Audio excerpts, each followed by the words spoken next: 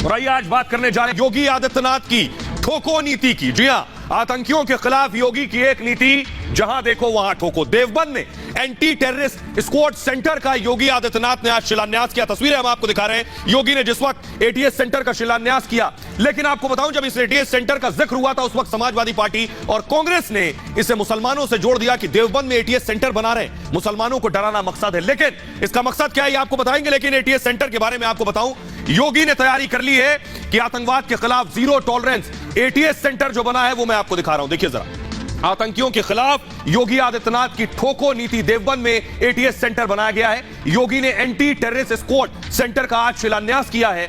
उत्तर प्रदेश में आतंकियों पर लगाम लगेगी इस सेंटर के जरिए और संवेदनशील इलाकों में बाकायदा नजर रखी जा सकेगी। आसपास के जो जिले हैं, 2000 वर्ग मीटर में यह anti terrorist squad centre Deoband में बनेगा। 100 से अधिक कमांडो इसके लिए तैनात किए जाएंगे इस सेंटर पर और कमांडो ट्रेनिंग की पूरी व्यवस्था होगी इस सेंटर पर। यानी इन कमांडोज को बाकायदा ट्रेंड किया जाएगा। एक कमांडो तैयार करने में सोचिए 1.5 करोड़ रुपए का खर्च आएगा एक कमांडो की जब तैयारी होगी। आधुनिक हथियारों से इस सेंटर को लैस किया जाएगा। यह जो देवबंद में होगा, सेंटर में 15 आईपीएस अधिकारी तैनात रहेंगे। 15 और 17 अगस्त को सेंटर बनाने की घोषणा की गई थी। तो आइए अब आपको सुनवाते हैं। योगी आदित्यनाथ ने देवबंद में खड़े होकर आज कहा कि पुरानी सरकारों की नीति थी कि आतंकियों से मुकदमे वापस ले लो, लेकिन उनकी सरकार की नीति है ठोको नीति। सुनिए जरा योगी।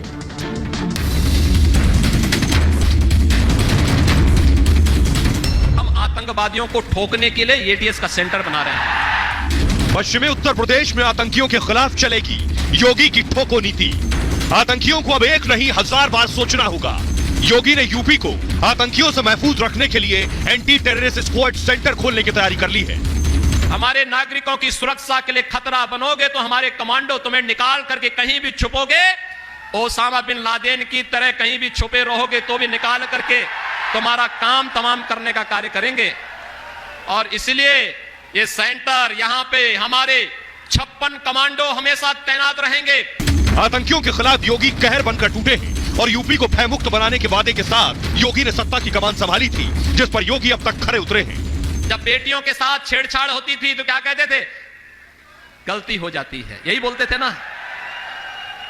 अब तो गलती नहीं होती ना, अब तो कार्रवाई होती है ना। भाइयों बहनों, बस यही याद दिलाने के लिए आज आए हैं। ये एटीएस सेंटर न केवल देवबंद और सहारनपुर के लिए बल्कि पश्चिमी उत्तर प्रदेश की सुरक्षा का एक मजबूत आधार बनेगा। और आइए अब आपको बताते हैं देवबंद के बारे में। देवबंद में एटीएस सेंटर बन रहा है, इसको लेकर चर्चा है, लेकिन बहुत से लोग देवबंद के बारे में नहीं जानते हैं। तो देवबंद के बारे में आपको बताने जा रहे हैं। देवबंद है क्या, देखिए। सहारनपुर एक जिला है और सहारनपुर में एक छोटा सा कस्बा है देवबंद। देवबंद अमूमन चर्चा में रहता है, उसके पीछे वजह कि विश्व में देवबंद में एक मदरसा है जिसका नाम है दारुल उलूम, जिसकी इमारत आप पीछे देख रहे हैं। सहारनपुर के देवबंद में यह दारुल उलूम है जिसे हम आपको दिखा भी रहे हैं। इस्लाम के सुन्नी विचारों का गढ़ कहा जाता है देवबंद को। देवबंद में करीब 300 मदरसे हैं। देवबंद कस्बे में 300 मदरसे हैं और जो वर्ल्ड फेमस है वो दारुल उलूम, ये मदरसा, इसका नाम है दारुल उलूम। और ये जो देवबंद है ये दरअसल एक इस्लामी विचारधारा है और इस विचारधारा को मानने वालों को देवबंदी कहते हैं। इसके अलावा पूरी दुनिया से इस देवबंद में छात्र पढ़ने आते हैं, अरबी पढ़ने आते हैं। खुफिया सुरक्षा एजेंसियां, क्योंकि पूरी दुनिया से यहां छात्र आ रहे हैं, इसलिए एजेंसियां सतर्क रहती हैं। आपको बताएं, देवबंद में आतंकी गतिविधियों के आरोप पहले लग चुके हैं, इसलिए एजेंसियां और ज्यादा सतर्क रहती हैं। आइए अब आपको दिखाने जा रहा हूं मैं, एक पोस्टर बाकायदा जारी हुआ, उस पोस्टर को लेकर भी सवाल किए गए, वो मैं दिखाऊंगा तस्वीर में। ये देखिए जरा, योगी आदित्यनाथ के मंच पर जो पोस्टर लगा था उसमें लिखा था काम भी लगाम भी। ये जो आप देख रहे हैं इस पे लिखा था काम भी लगाम भी। तो सवाल उठ गए कि आखिर इसमें ये क्यों लिखा है, काम भी और लगाम किस पर। लेकिन बड़ी चीज ये है, योगी ने साफ कर दिया लगाम आतंकियों पर। आइए अब आपको मैप दिखाने जा रहा हूं कि ये सवाल बेशक किए जा रहे हैं कि एटीएस सेंटर देवबंद में क्यों बना है, लेकिन आपको बता दें सिर्फ ये देवबंद में नहीं बना है। उत्तर प्रदेश के बहुत से जिले आपके सामने देखिए, आपकी स्क्रीन पर आ गए। देवबंद में, मेरठ में, ग्रेटर नोएडा, अलीगढ़, कानपुर, बहराइच, श्रावस्ती, आजमगढ़, मिर्जापुर, वाराणसी, झांसी। तो जो लोग इसे देवबंद से जोड़ रहे थे, जो पार्टियां ये कह रही थी कि देवबंद में इसलिए बनाया जा रहा है एटीएस सेंटर क्योंकि मुसलमानों को डराना मकसद है, वो कम से कम ये नक्शा देख लें उत्तर प्रदेश का, इन सब जगहों पर एटीएस सेंटर बनेगा। इसलिए सिर्फ मुसलमानों को डराकर वोट लेना मकसद है, उसकी पोल कम से कम इस नक्शे के जरिए खुलती है कि एटीएस सेंटर सेंटर वो पूरे यूपी में बनाए जाएंगे आतंकियों को रोकने के लिए। आइए अब आपको बताने जा रहा हूं मैं कि आखिर एटीएस सेंटर से फायदा क्या होगा। मैं आप नक्शे के जरिए हमने आपको बता दिया कहां कहां बनेंगे, लेकिन देखिए यह होगा ऐसा कुछ एटीएस सेंटर। उत्तर प्रदेश में एंटी टेररिस्ट स्क्वाड सेंटर बनाने का प्लान योगी आदित्यनाथ का है। वजह संवेदनशील पश्चिमी उत्तर प्रदेश पर नजदीक से नजर रखी जा सकेगी। दूसरी वजह आतंकी गतिविधियों पर लगाम लगाना आसान हो जाएगा।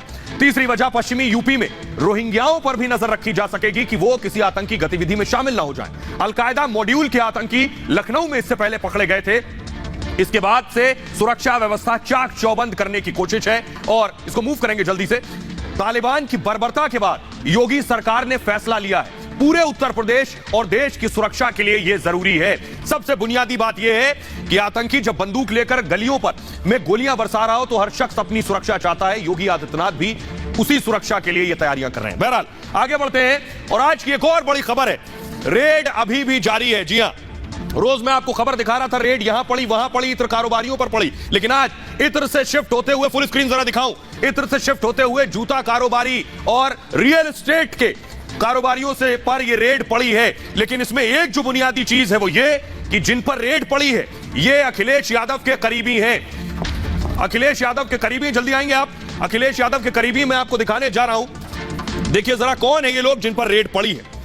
अखिलेश यादव से इनका क्या ताल्लुक है ये मैं आपको बताता हूं। देखिए जरा, ये मैं आपको दिखा रहा हूं, अजय चौधरी पर रेड पड़ी है। अजय चौधरी के अलावा जो नाम आपके सामने, पुष्पराज जैन पर इससे पहले रेड पड़ चुकी है, मनु अलग पर रेड पड़ी है और राजीव राय के ठिकानों पर रेड हुई है, जैनेंद्र यादव के ठिकानों पर रेड हुई, मनोज यादव के ठिकानों पर और राहुल भसीन, ये सभी अखिलेश यादव के करीबी माने जाते हैं। आइए आपको दिखाने जा रहा हूं मैं, देखिए जरा, सुनिए। रेड पर सियासत जारी है। पंपी जैन वापस लौट आए घर में। आज दोपहर को में सोते हुए खबर मिली कि सो रहे हैं, आराम कर रहे हैं। उनके भाई ने क्या कहा वो भी जरा सुनिए और कहां कहां रेड हुई देखिए जरा।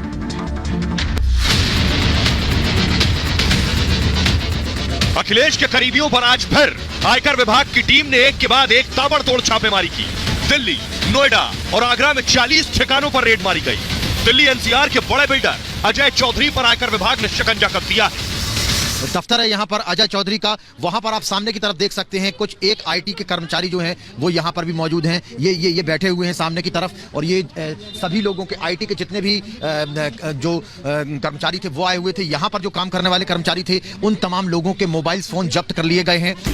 एक तरफ छापेमारी चल रही है तो छापे पर अखिलेश और मुख्यमंत्री योगी आदित्यनाथ एक दूसरे पर हमलावर हैं।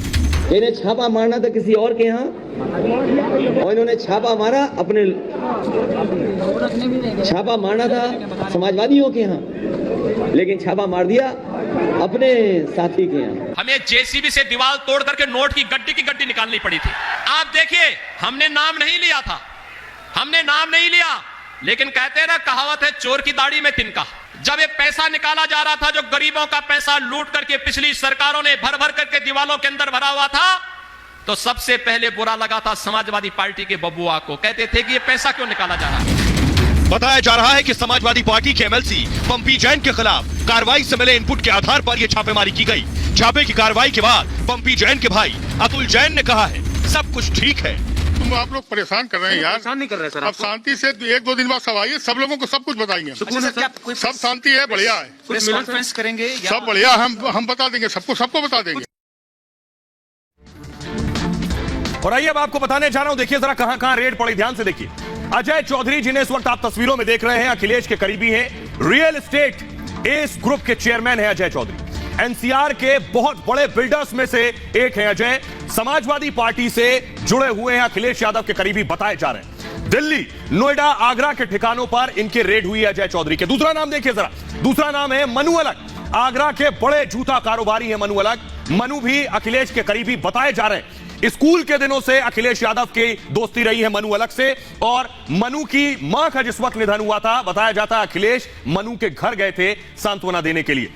इसके अलावा अखिलेश के करीबी पुष्पराज जैन समाजवादी पार्टी के एमएलसी, उन पर और रेड हुई, उनके ठिकानों पर रेड हुई। 4 दिनों तक इनकम टैक्स की रेड चलती रही। किस तरह से सियासी तकरार भी इसके बाद चलती रही। कानपुर से कन्नौज तक कई घंटों तक पूछताछ भी हुई। अखिलेश के एक और करीबी राजीव राय पर रेड हुई, उनके ठिकानों पर छापेमारी हुई। तब अखिलेश ने कहा यह चुनावी रेड है। जैनेंद्र यादव अखिलेश के ओएसडी है, उनके ठिकानों पर भी छापा पड़ा। मनोज यादव, मनोज के ठिकानों पर भी छापे की कार्रवाई की गई। राहुल भसीन अखिलेश के नजदीकी दोस्त बताए जाते हैं, राहुल के घर पर भी रेड हुई थी।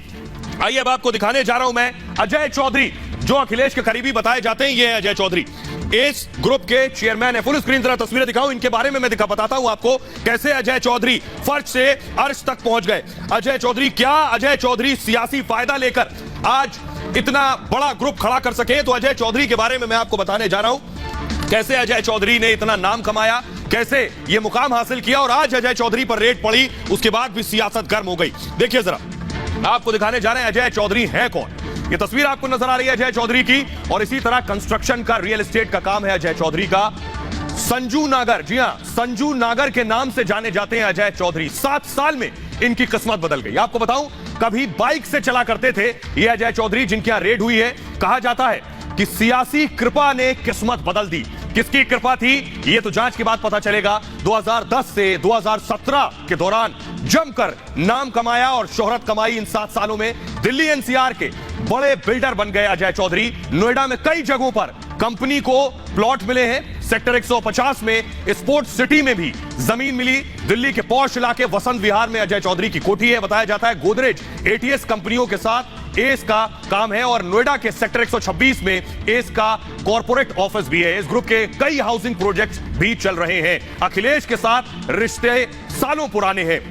आइए आपको दिखाते हैं जो रेड पड़ी, वो तस्वीरें मैं आपको दिखाने जा रहा हूं। कई ठिकानों पर रेड पड़ी, बताया जा रहा है 30 से 40 ठिकानों पर आज छापेमारी हुई है। देखिए जरा अजय चौधरी, फुल स्क्रीन जरा तस्वीरें दिखाऊं मैं। अजय चौधरी के ठिकाने पर रेड पड़ी। इनकम टैक्स विभाग की टीम पहुंची रेड करने के लिए। अभी भी रेड चल रही है। बड़ी खबर आपको बता दूं कि रेड अभी बंद नहीं हुई है, अभी भी रात को भी रेड चल रही है। खबर यह है कि इनकम टैक्स की टीम गद्दे लेकर, तकिया लेकर, रजाई लेकर पहुंच गई है अजय चौधरी के ठिकाने पर। जिस तरह से पंपी जैन के ठिकानों पर पहुंची थी, उसी तरह से। आइए अब आपको दिखाते हैं आगरा में भी रेड हुई है, वो तस्वीरें दिखाने जा रहा हूं। आगरा की रेड की तस्वीरें दिखाएं। जूता कारोबारी के ठिकानों पर जो रेड हुई है, ये वो तस्वीरें हम आपको दिखा रहे हैं। देखिए इनकम टैक्स की टीम पहुंची है, जूता कारोबारियों पर रेड हुई है, और फिलहाल इनके दस्तावेज, इनके अकाउंट्स खंगाले जा रहे हैं। बहरहाल खबरों में आगे बढ़ते हैं। रेड अभी जारी है और संभव है आगे भी जारी रहे, और इस पर सियासी लड़ाई, वार पलटवार भी चलता रहे। चीनी प्रोपेगेंडा की बात करने जा रहे हैं। चीनी प्रोपेगेंडा पर असली प्रहार कर दिया है भारतीय सेना ने। यह तस्वीर मैं आपको दिखा रहा हूं, जरा फुल स्क्रीन दिखाऊं। चीन का यह प्रोपेगेंडा वीडियो देखिए जरा।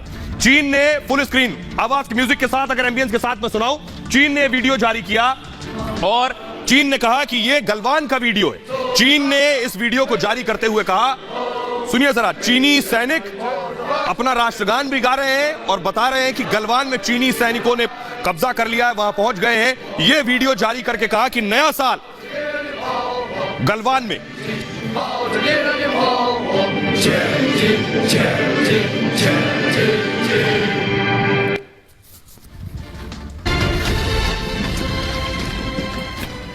और आइए आपको बताने जा रहे हैं इस चीनी प्रोपेगेंडा क्या है और राहुल गांधी कैसे इस प्रोपेगेंडा को आगे बढ़ा रहे थे। देखिए जरा, आपको दिखाने जा रहा हूं। देखिए राहुल गांधी ने क्या किया कि इस चीनी प्रोपेगेंडा के खुद शिकार हो गए। वैसे ऐसा पहले भी कर चुके हैं राहुल गांधी, पहली बार ये चीनी प्रोपेगेंडा को आगे नहीं बढ़ा रहे हैं। ये देखिए जरा, नए साल पर चीन ने एक वीडियो जारी किया। नए साल पर यह वीडियो जारी हुआ।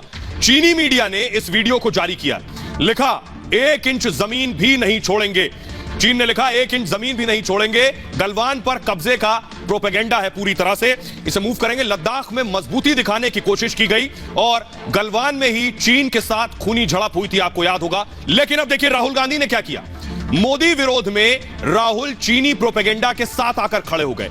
चीन ने जब वीडियो जारी किया तो राहुल ने क्या किया, राहुल ने ट्वीट कर प्रधानमंत्री नरेंद्र मोदी पर निशाना साध दिया।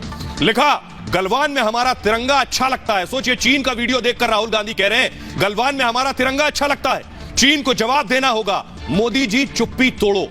राहुल गांधी नहीं, रणदीप सुरजेवाला क्या कह रहे हैं, चीन के वीडियो पर देश विरोधी हो जाते हैं ये कांग्रेसी। वो कह रहे हैं प्रधानमंत्री चुप क्यों हैं, रक्षा मंत्री बोल नहीं रहे हैं। और कांग्रेस की प्रवक्ता कह रही हैं सुप्रिया श्रीनेत ने भी हमला किया, उस वीडियो पर ही हमला कर रहे हैं। सोचिए, देश के खिलाफ ये कांग्रेसी खड़े हो जाते हैं। वो लिख रही हैं जहां जवान शहीद हुए वहां चीन ने झंडा फहरा लिया। सोचिए, आज तक शायद ये गलवान या एलएसी तक गए हो लेकिन भारत पर, देश की सेना पर हमला करने लगते हैं। वो आगे लिख रही है, हमारी सेना का मनोबल